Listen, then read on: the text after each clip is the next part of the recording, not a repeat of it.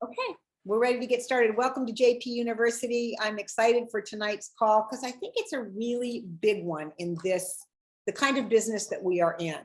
It's a business of vulnerability. How many of you would agree that you often feel vulnerable? You're asking people to look at things, you're asking people to, look at the products that you're doing, you're sharing information that's close to your heart.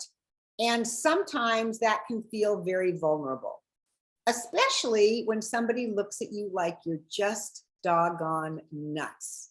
So how many of you have experienced yet a best friend who's looked at you like you're in one of those things?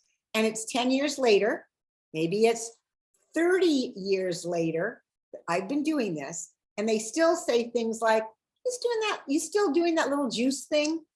You still do it 30 years later, you're still doing that little juice thing, right? You've all experienced it. So the first time it happens, how does that make you feel? If somebody can just say it in 1 or 2 sentences short, somebody just looks at you like you're crazy, or it's a good friend, or they say absolutely not. How does that make you feel? Disrespected. Ooh, what else? Deflated. Hang on. Yep. Somebody said like we left an impression. What's that, Noreen? Like we left an impression. They still remembered something about it. Oh, well, that's good. That's a positive one. That's good for you, Noreen. That speaks highly of who you are. What else does it make you feel, though? Discouraged. Discouraged. Anybody Makes me feel sad. Makes you feel sad. Yeah. Why didn't they sign up before? Why does it make you feel sad? Who said sad? I did. Because we know what Juice Plus is, and a lot of people are really hurting and having health issues, and to be closed-minded enough not to even take a look, it just saddens me. Yeah, makes you feel sad. Have any of you ever felt like it's such a good friend and they've been so maybe disrespectful or just so what feels like uncaring or whatever, that you feel like you got kicked in the gut, like you actually feel a little bit nauseous? I certainly have. So I want to be very clear that some of our disappointments can feel pretty big to us. And so, how does it, then how do you work with that? So, wait, hold on. I lost a little of my notes that I wanted to talk about. So when you have that feeling, whether it's disrespectful or kick in the gut or sad or disappointed or whatever those things are, what's your reaction? Now, maybe you've gotten really good about it later on, but at the beginning of your business, what was your reaction when those things first started? Anybody? What did you do? What happened? Well, sometimes I kind of got a little angry. Okay, sometimes you get a little bit angry. And when you were angry, Noreen, what did you do as a result?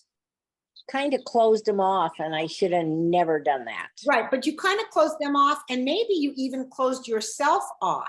You said, that's it, I'm done. I'm just like, done. Either I'm done for the day, or in a bigger sense, it could be, I'm done with this business. If it was the 4th one in a row and you're not being able to handle it, that I'm done. That's one kind of reaction. What are some other reactions that we have? Regina, you held up your hand.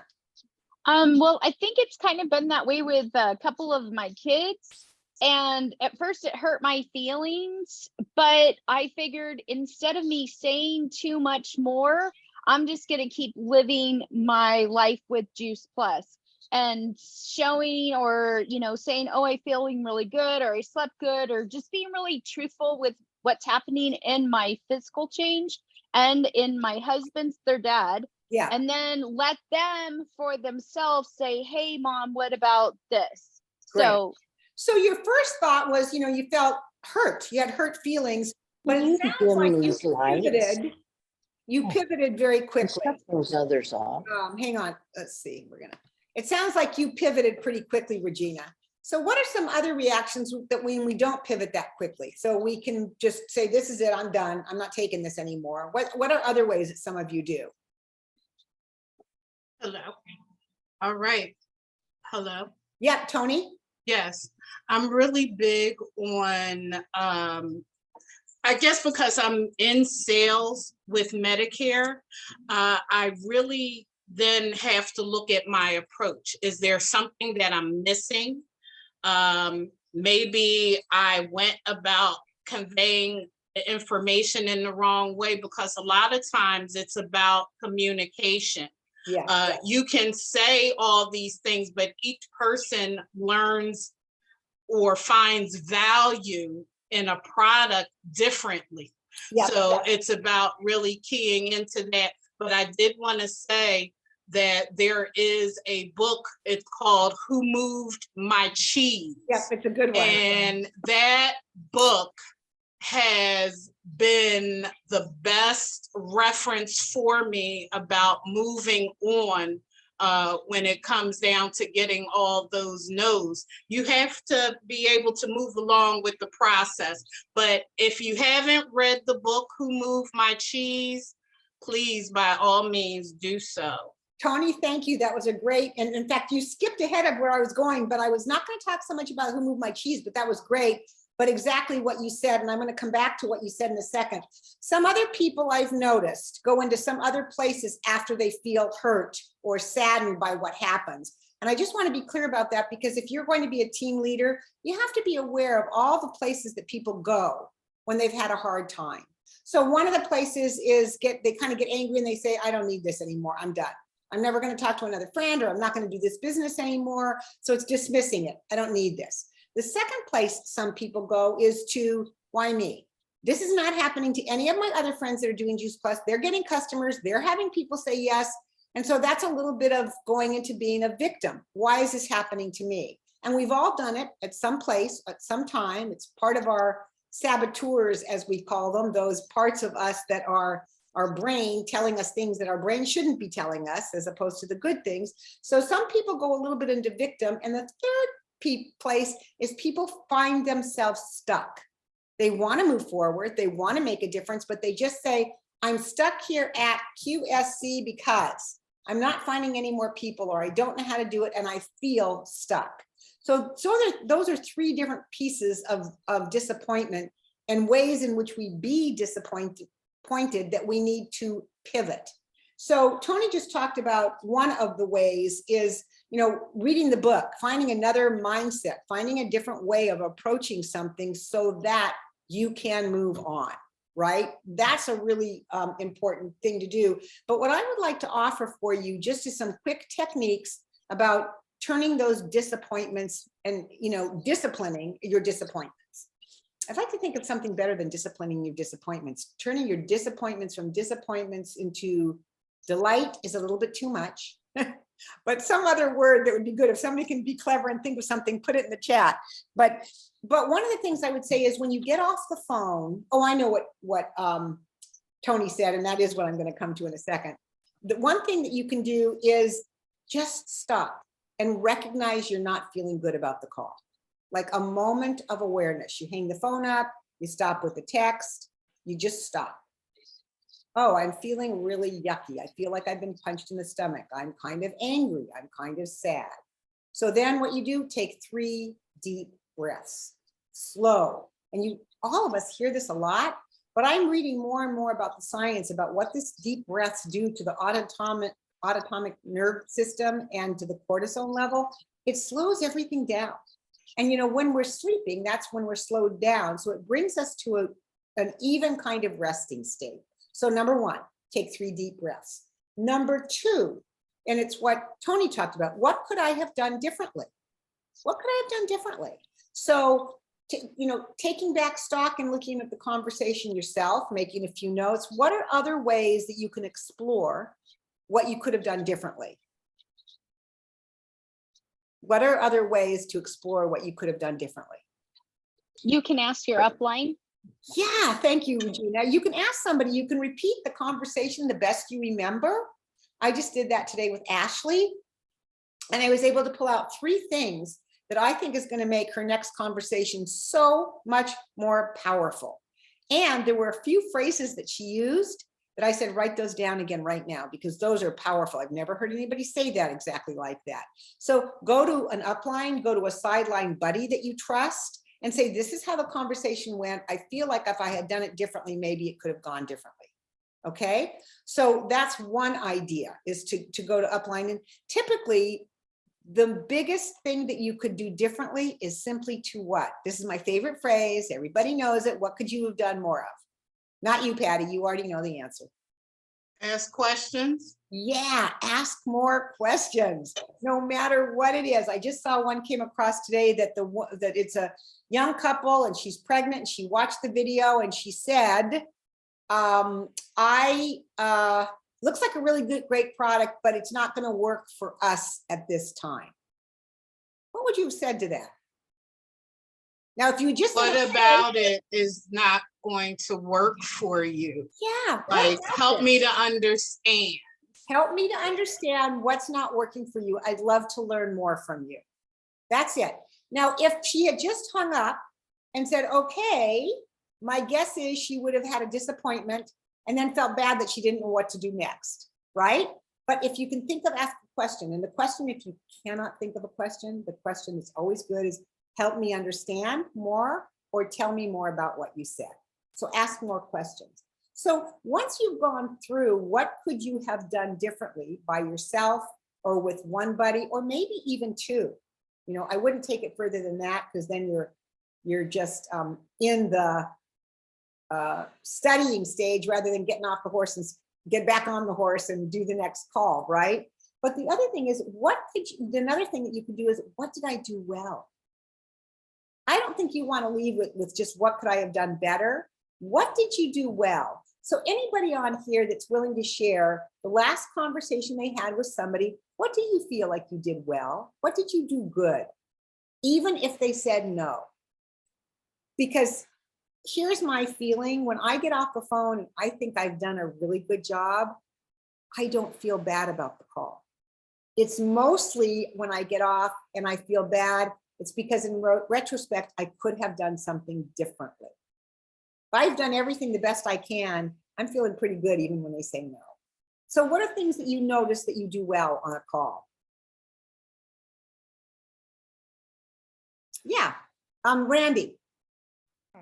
I think the last call that I made, the last customer that I talked to, she did not have a good experience with the new complete. She wanted to try the chocolate, okay? And so what I thought I did well about was just respect. I told her, you know, I'd be more than happy if you have any perform that is not open, I would trade with you and make it, you know, that kind of thing, to Right. give you the complete. And even though she asked for the chocolate, I gave her samples of the vanilla. And I explained to her also, she can find out, you know, about the return policy, Right. you know, that we have a satisfaction guarantee, or you can return, that kind of thing. Right. But I didn't try to push her past where she was already at. Yeah. She complimented me on the way I talked to her after I got back from the Atlanta conference. She went on my website and chose not to buy the capsules and only bought the omegas and the complete. I don't want to beat a dead horse, I guess, is what I'm trying to say. Right. You know, the bottom line, Randy, is that it sounds like you met her where she was at. Exactly. So rather You're right. than saying to her, well, everybody else likes to perform. I love the perform. Right. I don't believe you don't like to Exactly. perform. That's so unusual. You met her where she was at and you try to Yeah. accommodate her and move her forward. So And then I could move on to my next person. exactly. Good job. What other kinds of things do you find when you're done with a conversation that you feel like, I did a good job, I handled that well? Anybody else? I know there's got to be more in here. I think accommodating. And what does that mean, Sheila? I had a conversation with someone today that kept saying, I wanted to come over and see your tower gardens, but it's either too late or it's raining or whatever. And I said, not an issue. I said, I've got lights on the patio. You can come anytime you want. I'll even put on hot tea for you if you're cold because it's cold outside. Yeah. So I said, anytime you want to come over, come over. Right. So making it easier for them to get what they need, right? Making it easier, meeting them where they're at and actually following through with that. Has anybody had one on a phone conversation when you got off and went, wow, I did that really well. Like it went really smooth, even though, Yes. Oh, it's me. yeah, Tony. I did speak with someone right when we started the meeting, actually, and I was inviting them over to at least taste some of my greens and different lettuce. Now, I know he said that he wasn't really interested in the opportunity, but what I feel is effective is leaving the door open, Okay, because it may be a no right now and be a yes in the future. Because with me, 3 years ago, someone introduced me to the Tower Garden and I said, wow, that's a really awesome idea, but I wasn't ready. I wasn't in a place to do that. But most recently, as you already know, I see the need. So I find providing people with a sense of urgency and meeting them where, like you said, where they're at, just letting them know, well, you know, this is right here. And how wonderful is that? I've made videos. So I'm really excited. And I will say, I have an event on the 11th. So it's going to be at a gym. And I'm going to introduce the shred fantastic. option. So yeah, I'm really hyped, but it's about leaving the door open as Right. well. I want to just reiterate that, leaving the door open. So the last, a quick conversation, I had one with Patty right before we got on about, how a lot of people are struggling with turning customers into partners. And sometimes we just simply forget to ask. And I love the way you said that Alita had said, in terms of leaving the door open, either you can get money on your product or I can make money on your product. Which would you like? So just saying, what I like to do sometimes, by the way, when a customer has just bought Juice Plus, say they bought a trio, I might say something like this, which goes in line with leaving the door open, is, I suspect that when you fall in love with Juice Plus because of what you're going to experience, what am I doing right in that one sentence? I'm planting a seed. When you fall in love with Juice Plus because of your experience, my guess is you're going to want to share this with other people. And when that happens, I want you to come back to me so we can talk about how you can make money on your own product and how you can earn some income back on those people you're sharing. Now, when I say that, when you're ready, I would say 50% of the people say to me, tell me now. Because I haven't pushed them to it. It's like when you fall in love and when you've been taking Juice Plus and when you start to share with people, I want to tell you how you can create some income for yourself and have your product be less expensive. Would you like that? We can talk about that later. Very often people will say, can you tell me that now? And if not, they say, yes, that's the door open for me to come back. So I just want you to be really clear about a couple of things when you get off that call that didn't feel well. Take some deep breaths, just really stop, ask yourself or ask some friends to help you, what could I have done differently? And make sure to go back to that conversation in your mind with yourself or with your friend and say what you did well. The what you did well is for two reasons. One, it'll make you feel better right now. But two, if you did it well, you want to do it again.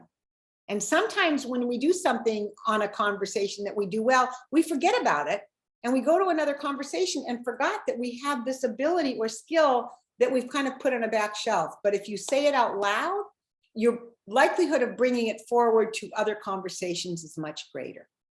So that's a little bit on disciplining or disguising or developing your disappointments into good stuff. I'm hung up on the D's. So any last questions? Okay, so next week, first of all, tomorrow night, we are doing at 5:30 our launch call for the Heat Madness game. If you already signed up to do it, you want to make sure to get on this number at 5:30 tomorrow night for the launch call. And then at 6 o'clock, we've got a great call. Tomorrow is anybody, shoot, I should always don't write this down. I forget who's on tomorrow night. I'm kind of blanking right now. If anybody knows, pipe up. She's looking it up. Carrie's going like this. She's looking it up. Thank you, Carrie. But maybe she was leading an orchestra for a second. Look at that. She's leading the drums. And you'll have to unmute yourself. So tomorrow night is the getting to know you. It's the welcome Oh, it's our call welcome call. Oh my God. for all of our, for all of our new team members. If you have any new team members, make sure to tell me who you have and who's going to be on the call. That reminds me, I have to tell the NMDs welcome call. Thank you, Carrie. And then we're lining up our JP universities for the next few Mondays. We're going to have some really amazing calls.